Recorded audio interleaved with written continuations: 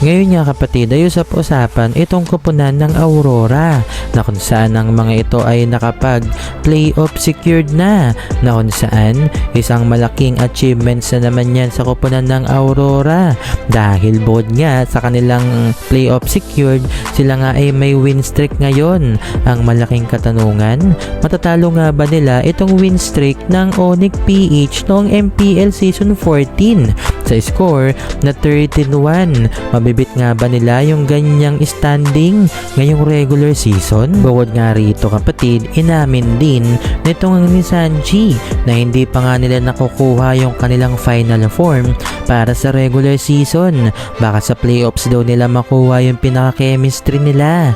Kaya daw di umano, sa playoffs daw talaga yung tunay na laban at hindi dito sa regular season. Makakaasa nga ba tayo sa TLPH na makakabawi sila pagsapit na ng playoffs? Pag-uusapan natin yan sa araw na ito. Pero bago nga natin ito pag-usapan, huwag niyo kalimutang mag-subscribe at i-hit ang notification bell para mas maging updated ka pa sa mga future uploads natin. Ano pa bang hinihintay mo? Tara! Nung nakaraan nga kapatid ay naganap nga itong laban ng TLPH at itong koponan ng Aurora na kung saan dito nga kapatid inasahan natin na itong koponan ng TLPH ang mananalo, pero hindi ganun yung nangyari dahil tunay na ginalingan nga ng koponan ng Aurora. Sa ngayon marami yung nagsasabi na sila raw di umano ang makakakuha ng kampyonato kung magtutuloy-tuloy yung ganyang performance ng Aurora dito nga sa regular season hanggang pagsapit ng playoffs na kung saan kapatid kahit maganda yung ipinapakita ng Aurora, marami pa rin yung nagdududa dito sa koponan na yan. Paano ba naman? Sila nga ay palaging natatalo nung nakaraan dito nga sa playoffs. Palaging magaling ang Aurora dito sa regular season. Pero pagtapos naman yan ay hindi na nga sila umuubra kapag playoffs na. Ayan talaga yung isa rin sa pressure na inaalala ng Aurora, lalo na kapag playoffs na ang pinag-uusapan. Syempre, may isip ng Aurora yan kapatid na hindi dapat sila matalo sa playoffs at yan nga ang atang-atang sa kanilang balikat kapag nagsisimula na nga itong playoffs at possible na makaapekto nga sa kanila yan kung ganyan ang kanilang iisipin dahil mape-pressure sila sa kanilang mga laban. Kumbaga kapatid, magiging sumpa nila ang kanilang pagkatalo dito sa playoffs at sana ay wag nga nila isipin yung bagay na yan. Ang Aurora ay nagsimula bilang isang koponan na may halong mga veterano at bagong bituin sa eksena ng Mobile Legends. Kilala sila sa agresibong rotation, malinis na objective, staking at kakaibang hero pool na minsan ay umaabot sa mga off-meta picks. Sa simula ay marami ang naniwala na sila ay magiging dark horse ng liga. Nakakayanin ngang tumapat dito nga sa Onyx PH at TLPH, pero lahat yan nawala kapatid sa isang iglap nang matalo nga sila dito sa pinakamagandang laban nila dito sa koponan ng Onyx PH sa Grand Finals. Abot kamay na nila yung panalo, pero bandang dulo natalo pa sila. Kumbaga nakambakan sila dito nga sa Game 7. Yan na sana yung kauna-unahang kampyonato nito ngang ni Rene J, pero hanggang doon na lamang ang inabot ng Aurora. Umasa itong Aurora na makakabangon sila dito ngayon sa M6 na kung saan kapatid imbis na makabawi abay maagang nagpaalam itong Aurora. Kaya naman yung nag-iisang pambato natin na Onyx PH, sila na lang talaga yung inasahan natin.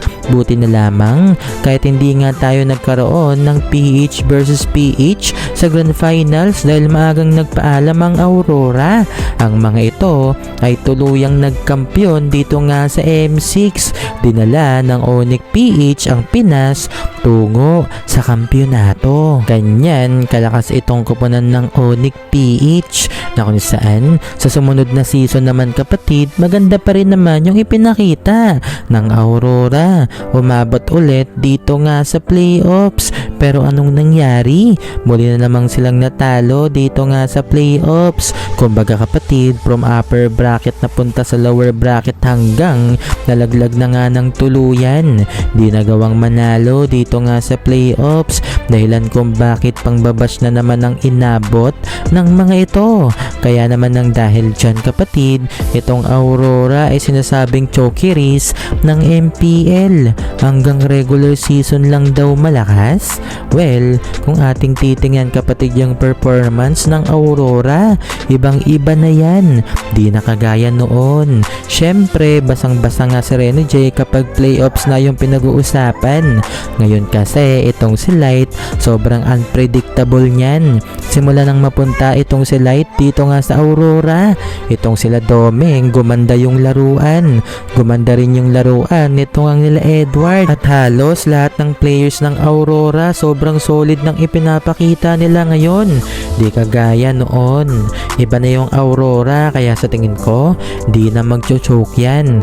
Pero tingnan pa rin natin kapatid. Masyado pa namang maaga para masabi natin na hindi magcho-choke itong Aurora.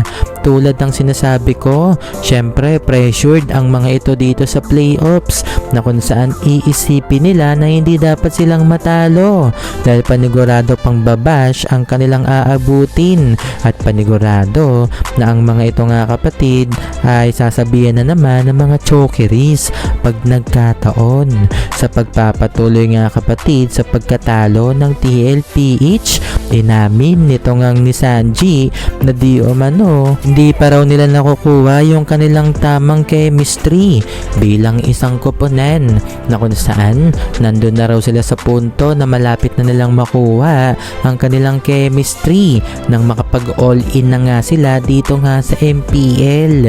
Na kung titingnan kapatid, itong TLPH kapag nakapasok sa playoffs, panigurado ang babalagbag na naman ang mga ito.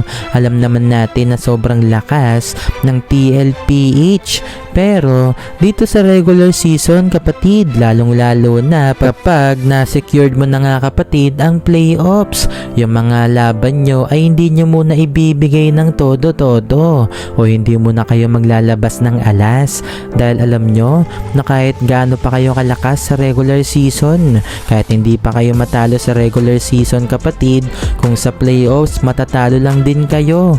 Bali wala yan. Sa tingin ko kapatid, ang ginagawa ng Eko ngayon, nagtatago pa yan ng strat, di pa yan naglalabas ng tunay nilang bagsik dahil ayaw nga nila na maubusan sila pag playoffs na yung pinag-uusapan.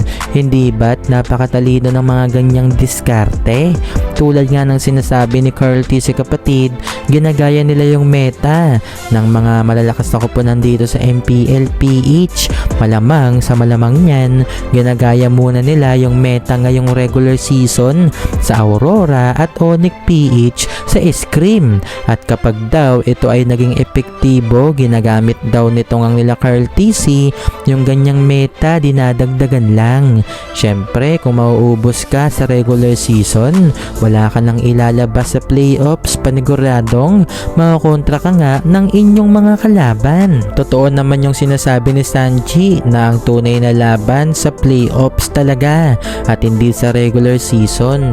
Mas mainam nga kapatid na matalo-talo kayo sa regular season kaysa naman manalo kayo ng manalo. Di nyo nakikita kung ano yung tunay na kahinaan ng inyong kupunan. Yung mga natatalong kupunan, mas mainam yun. Dahil sa playoffs, may kita nyo na nga kaagad at mapaplansya nyo yung gusot nyo.